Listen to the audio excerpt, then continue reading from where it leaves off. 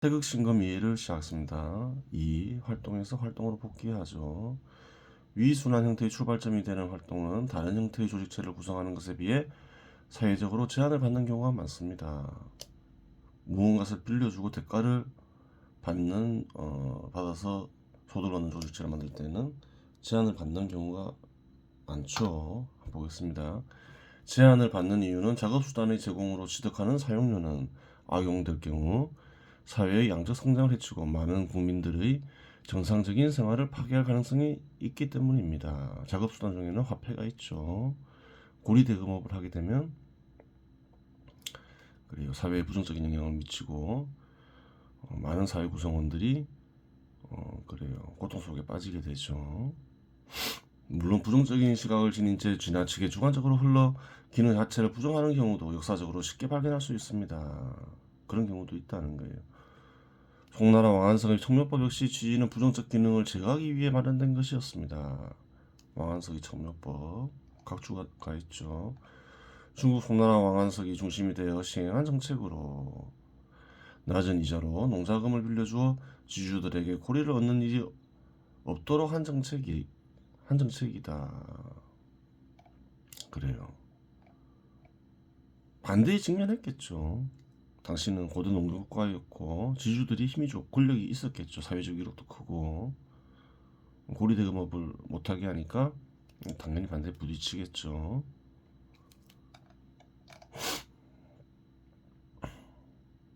서기 600년대에 쓰여진 이슬람교 경쟁 코란에는 고리대금을 금지시키고 있는데 이러한 이유로 이슬람교를 국교로 하는 국가에서는 이자를 획득하는 조직체를 만드는 활동에 엄격한 제한을 가하고 있습니다. 그래요.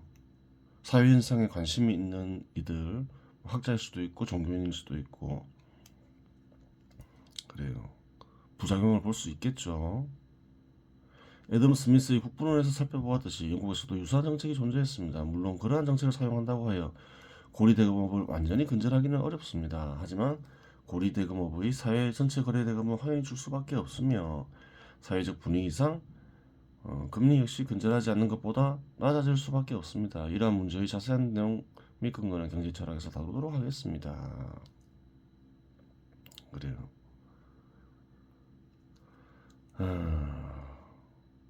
긍정적인 기능이 있죠. 현 시대에서는 이제 금융업이 그러한데, 그래요.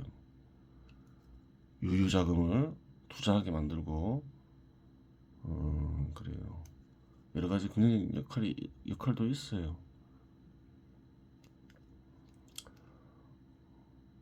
하지만 이제 지나치게 이자를 높이면 기업의 활동을 저해하고 자본의 발전을 꾀하기 어려워지는 거죠. 그리고 이제 사회 구성원들 개개인의 삶을 어렵게 만들죠. 그래서 기본적으로 충분히 낮은 금리를 취한다. 이것이 원칙이 되겠죠, 당연히.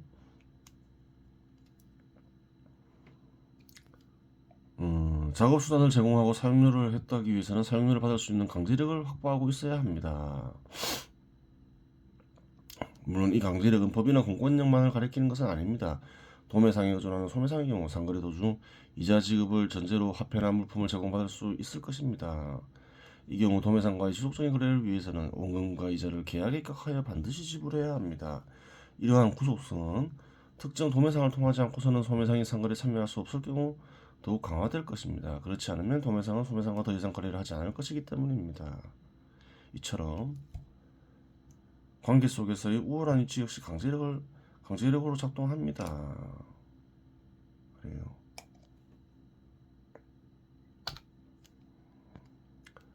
법이 제대로 정비되지 않고 공권력이 제 기능을 수행하지 못하는 곳에서는 사적으로 무력을 갖추는 조직체가 존재할 수도 있습니다.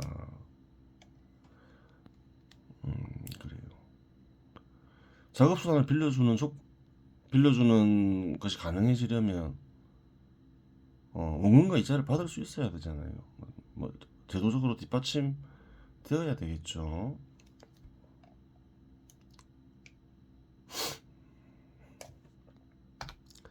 시장 지배 시대에 이르면 화폐, 토지, 건물, 주택, 기계 등이 작업수단으로 주로 사용되고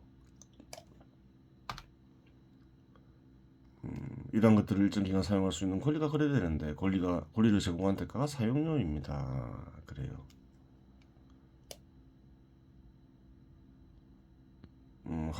화폐 같은 경우는 이 사용료를 이자라고 부르죠.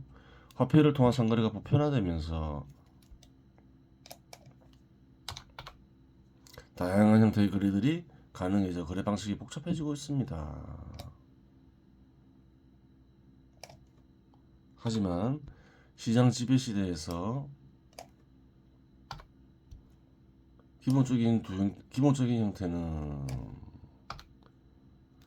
두 가지로 분리됩니다. 금융기관으로부터 직접 화폐를 받는가 아니면 직접적으로 사적 영역을 통해 화폐를 제공받는가 하는 부분인데, 이는 매개물을 통해 화폐를 조달하느냐 매개물 없이 화폐를 조달하느냐 하는 문제입니다.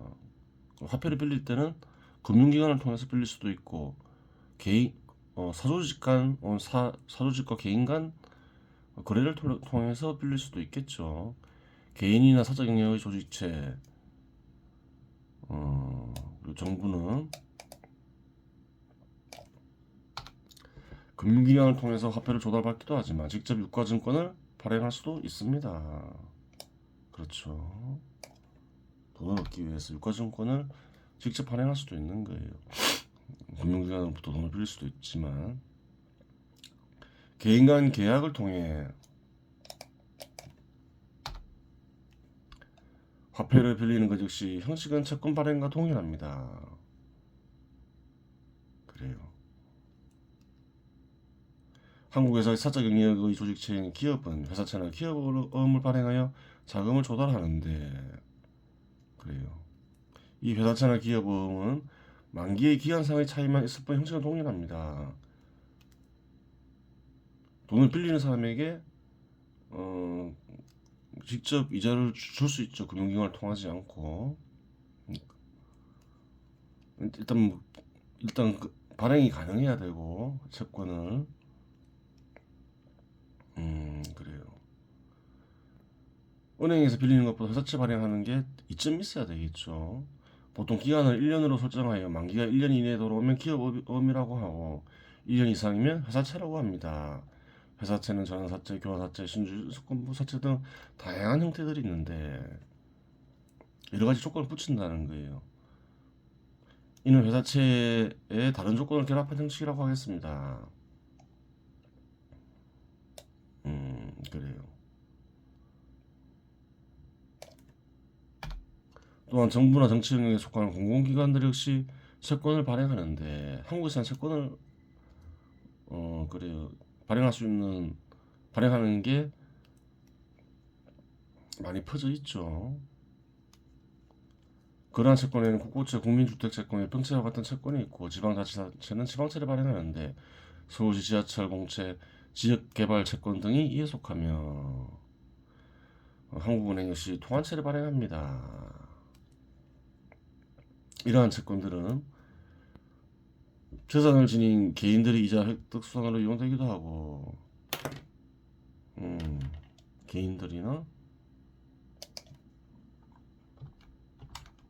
사적 영역의 조직체들의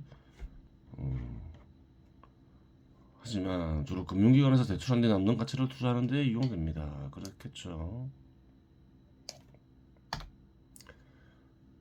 예를 들어서 은행이 대출을 해주면 당연히 이자를 받겠죠. 반드시 대출은 불가피하죠. 예금 이자를 줘야 되니까 대출 이자를 받아서 예금 이자를 지급하겠죠. 근데 이제 화폐가 현금이 있어요. 투자할 때가 마땅히 없어요. 그러면 채권을 구매할 수 있겠죠. 이자가 나오니까 가만 냅두지는 않겠죠. 다른 금융기관에 예치하거나 채권을 사는 게 일반화돼 있죠. 채권들을 직접 거래하며 이자를 획득하기도 하고, 다른 금융기관에서 위 채권들을 편입하여 만든 금융상품들에 투자하여 이자를 획득하기도 합니다. 그래요. 그러한 금융상품에는 머니마켓 펀드, MMF, 단기 특정 금전 신탁 등이 있습니다. 직접 채권은 투자하기가 꺼려지면 간접적으로 투자하기도 한다는 거예요. 그래요. 금융기관에서 화폐를 받아서 채권들을 구매할 수도 있고, 아니면 채권들을 구매해서 금융상품을 만들고 입금을 하면 뭐 지분을 줄 수도 있겠죠. 채권은 구성되어 있으니까 이자가 나온다는 거예요. 이 채권으로부터 받는 이자의 일부를 주겠죠.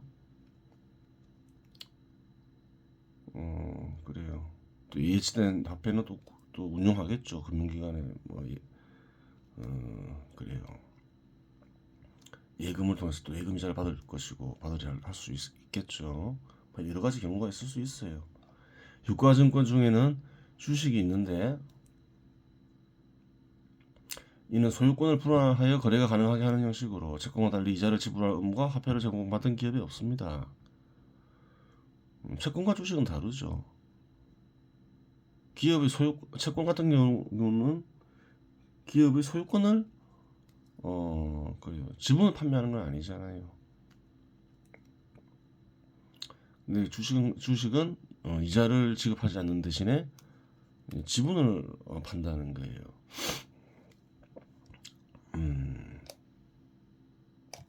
소유권을 나눠서 판매한다는 거죠. 물론 추가 가치가 축적되면 배당금을 지불하기도 하지만 의무사항은 아닙니다. 그 주식은 소유권을 간직한 어떤 증권을 이제 그래요. 지분을 분할 가능하게 해서 판매하는 거죠. 기업이 양적 성장할 경우 지분의 가치는 커지는데 주식 가격은 일반적으로 다음과 같이 결정됩니다. 주식 가격은 투자금 곱하기 지배이자율분의 개별 주식의 지배적 기대 수익률 나누기 주식수. 그래요. 이것이 유일한 시각인가? 주식 가격을 결정하는. 적용되지 않는 경우에는 다른 시각이 동원될 수도 있겠죠. 그럴 수도 있는데 그래요. 이익이 나는 가격, 이익이 나는 어떤 상품의 가격은 보통 이런 식으로 정해진다는 거예요. 일반적으로.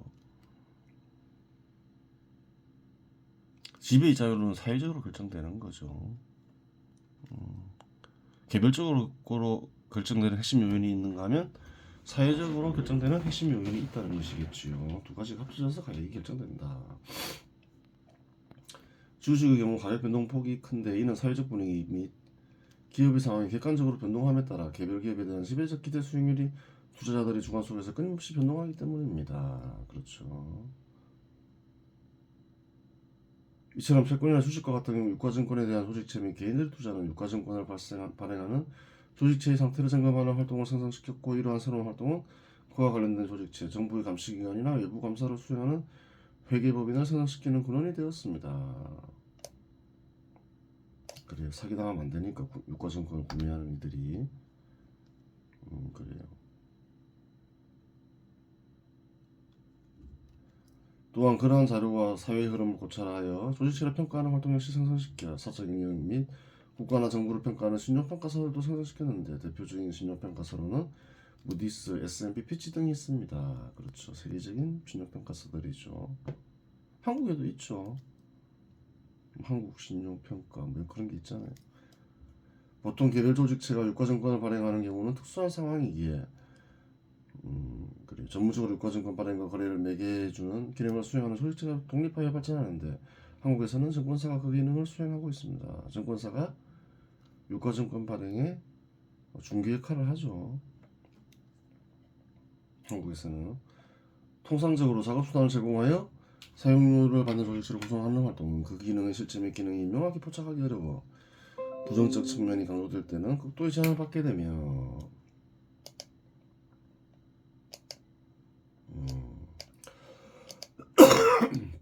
기능의 긍정적 측면이 강조될 경우에는 수탈로 이어진다는 사실입니다. 무한정의 자유를 인정하면 유리한 위치를 이용해서 수탈을 하는 경우가 일반적이라는 거예요.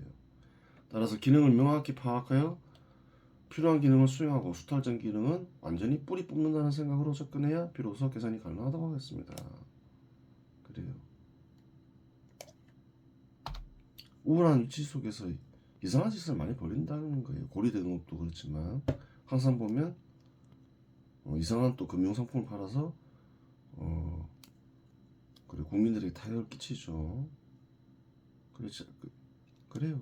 은행은 대출 이자로 어떻게 해야 되나요? 대출 이자를 정상적으로 하게 하고 비교적 충분히 낮은 금리로 대출하게끔 해야 되겠지만 긍정적인 기능을 발휘하기 위해서 그래요. 그런 큰 부작용이 없겠죠. 한국에서는 뭐 이런 상품 저런 상품 팔게 하면서 그래 이상한 국민들이나 기업들의 재산에 타격을 미치죠. 그러한 것은 잘못된 거예요. 다 못하게 해야 되는 것이겠죠. 당연한 거예요. 자기도 모르게 수탈적 기능을 수행하게 된다는 거예요.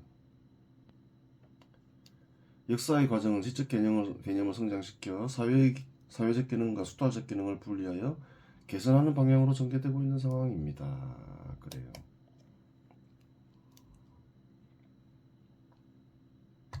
정확하게 알아야 된다는 거예요. 그 listen to 7년은 다음과 같습니다. 폭행, 독약, 비수, 방화 따위가 아직 그 멋진 그림으로 우리 가속하려나 운명의 용렬한 확보를 수놓지 않았으면 오라 우리는 지금만큼 담대치 못하기 때문.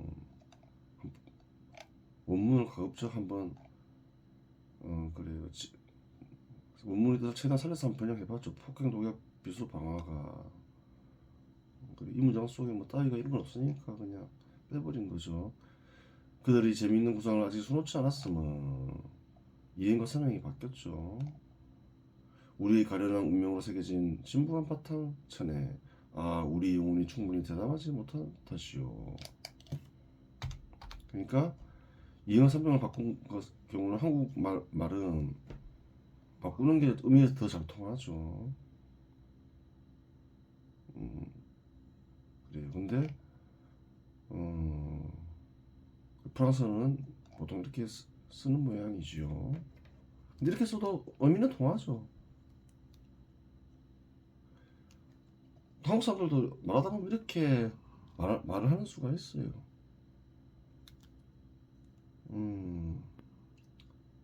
어법이 정해지면서 이제 이렇게 잘 쓰지 않지만 어법이 확정되기 전에는 이런 식으로 또 많이 썼겠죠.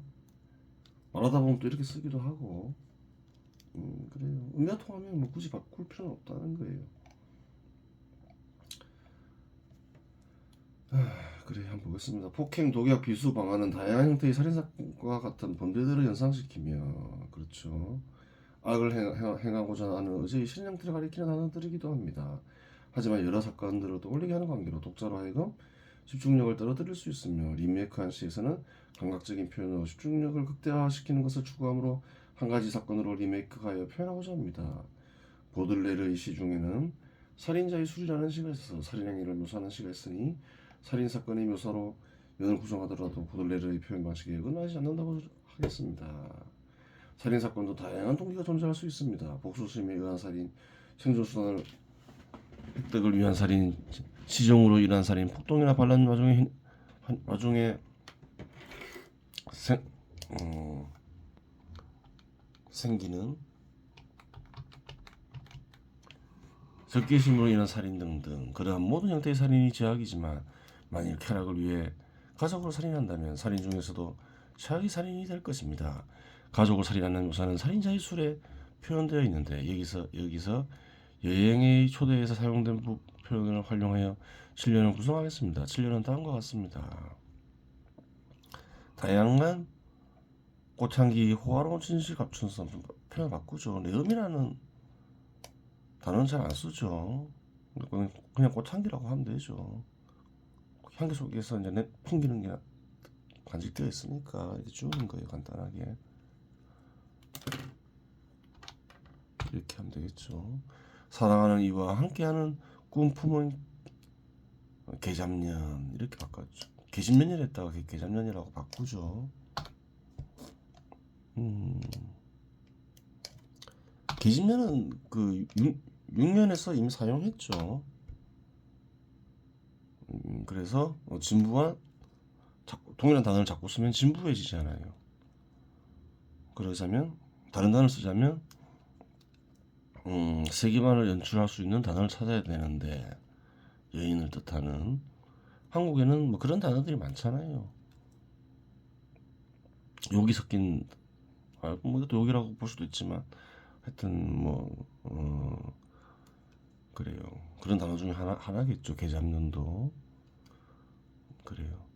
독약 집어든 손가락 잘게 뜨는 건 뒤끝만한 양심 때문인가 벅찬 휴일 때문인가 표현을 바꿨죠.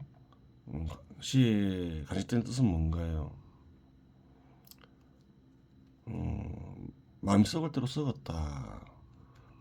범죄 행위를 저질러서라도 쾌락을 누리고자 하는 뜻이 있는데 아직까지 그런 범죄를 저질렀지 않았다면 용기가 없기 때문이다. 그런 짓을 아직 안 저질렀다 해서 썩지 않은 것이 아니다. 이제 그런 뜻이 간직되어 있는 거죠. 그런 뜻을 이제 가지고서 새로이 한번 구성해 본 것이지요. 남은 시간은 태울과 정수를 보도록 하겠습니다. 한번 볼게요. 필경 대정 후 반경. 하지만 반드시 크게 머물러야 두루 볼 수 있는데 지금 무엇을 하고자 하나요? 늑스 작업을 거쳐서 의식을 사라지게 한 다음에 의식을 잊게 하는 신, 즉 얼. 그래요. 얼을 불리고자 하는 거죠. 얼은 어떤 거는 신으로부터 비롯된 것이지요. 그래요. 두루 볼 수 있는데 병무체법 뭐 케어낼 수 있는 방법 같은 것은 없다. 무슨 말인가요? 특별한 방법이 있는 건 아니라는 거예요. 억지로 어떤 캐낼 수 있는 방법은 없다는 거예요. 어를 언체자 대유의 캐낼 수 있는 방법을 말하는 이는 크게 큰 잘못을 범하고 있는 것이다. 그렇게 이해하고 있는 거죠. 견지기구 그것을 이미 오래도록 보고 있노라면 그래요. 어를 장기간 접하고 있노라면 그래요. 심지광명 마음자리에 빛나고 밝아진다. 어떤 간에 신의 마음이 드러난다 이 말이죠.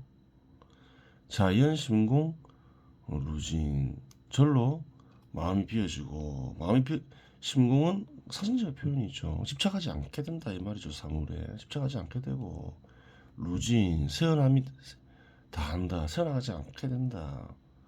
무엇이 새어나간다는 건가요? 숨은 뜻을 알아야 되는 거죠. 어리 의식이 바뀌게 되면서 인식하게 되면 넛과 결합해서 인식하게 되면 을이 준다 이렇게 보는 거예요.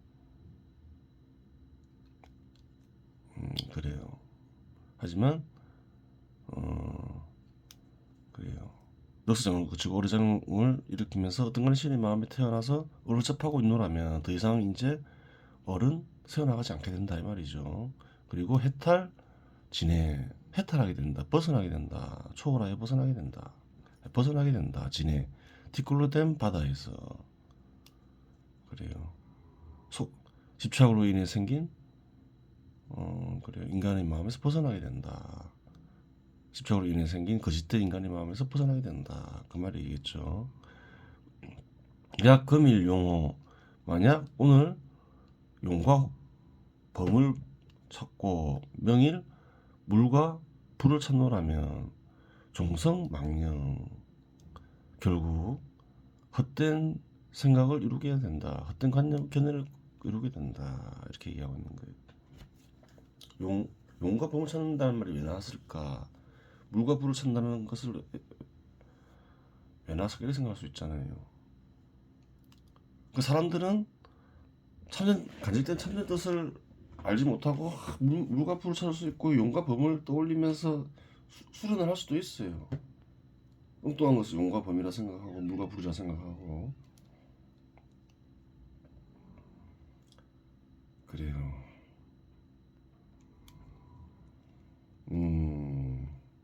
물과 불이라.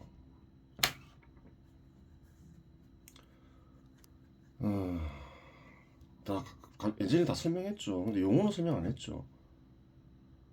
물과 불은 관계와 위계로 생각할 수도 있겠죠. 용과 호는 뭘까? 각주가 달려 있죠. 어떤가는 신과 영혼이 합쳐지는 현상을 요동비는 감리교구라고 말했고 종리구는 용호교구라고 말했을 따릅니다. 관계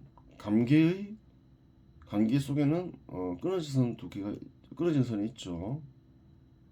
관계 속에는 이어진 양이 있죠. 중간에 이게는 중간에 끊어진 선이 있어요. 음요라고 하죠. 감리교구는 관계와 리계가 합쳐지는 게 아니라 감 속에 있는 양요와 리계 속에 있는 양요가 합쳐지는 걸 가리키죠. 용어는 뭘까요? 그러면 용호는 어디에 나오는 거냐면 종료전도집에 나오는데 종리군과 요동빈의 대화를 기록해놨는데 종리군은 요동빈의 스승으로 알려져 있죠. 그래요.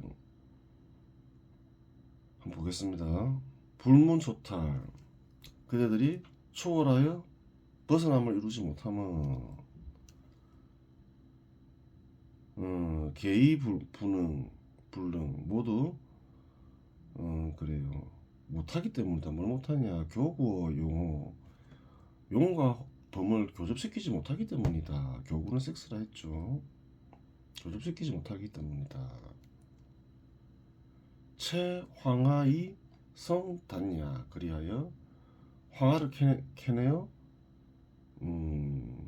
단으로 이루어진 약을 그래요. 이루지 못하기 때문이다. 그런 뜻인데 번역 보겠습니다. 초월하여 벗어나지 못하면 모두 용과 호랑이를 교집시키지 못하고 화색상을 캐내어 단약을 만들지 못하기 때문이다.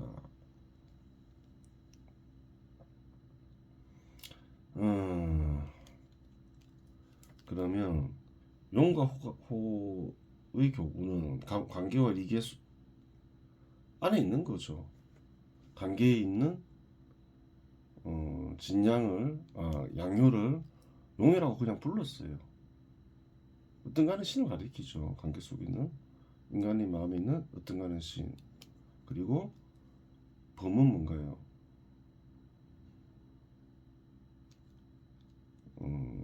이계 속에 있는 음료. 그래요.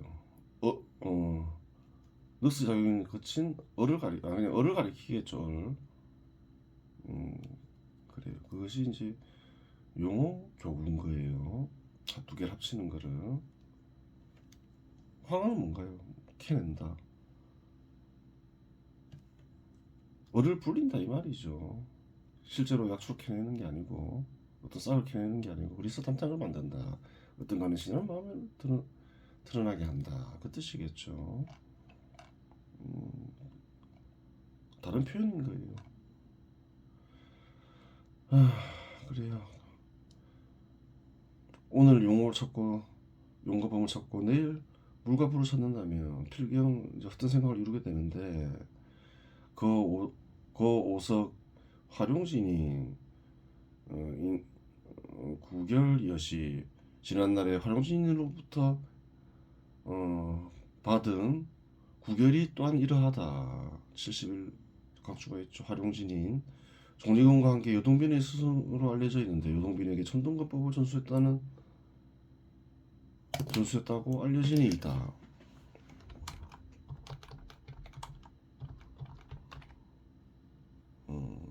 그래요. 이렇게 쓰면 되겠죠. 그래요. 부지단서 소설 경하여야 활용진전부터 전해 들었는데 단을 설명하는 걸 어떤가는 신의 마음에 대해서 설명하는 글이겠죠. 어떤가는 신의 마음을 설명하는 글에서 어떻게 말하는지는 모르겠다. 모든 책을 다 보고 단에 대한 또 모든 정리를 접하고 얘기하는 것은 아니다. 그 말이겠죠. 참 넣어서 보겠습니다. 너스의 작용을 거치고 어리 작용을 일으켜 어떤가는 신의 마음에 거듭나야 비로소 얼을 모을 수 있는데 인위적으로 얼을 얻어 풀릴 수 있는 방법 같은 것은 없다. 장기간 얼을 접하면 어떤가는 신의 마음이 드러나고 사물에 대한 집착에서 벗어나며 얼은 절로 모이게 되어 집착으로 생겨난 거짓된 마음을 초탈하게 된다. 만약 오늘 용과 범을 찾고 내일 물과 불을 섞여 놓으라고 나서면 끝내 헛된 생각을 하며 그릇된 견해를 이루게 된다. 지난날 활용신으로부터 이와 같은 가르침을 받았는데 어떤가는 신의 마음을 다루는 책들에서는 어떻게 말하는지 모르겠다. 그래요. 이번 시간은 여기서 마치겠습니다.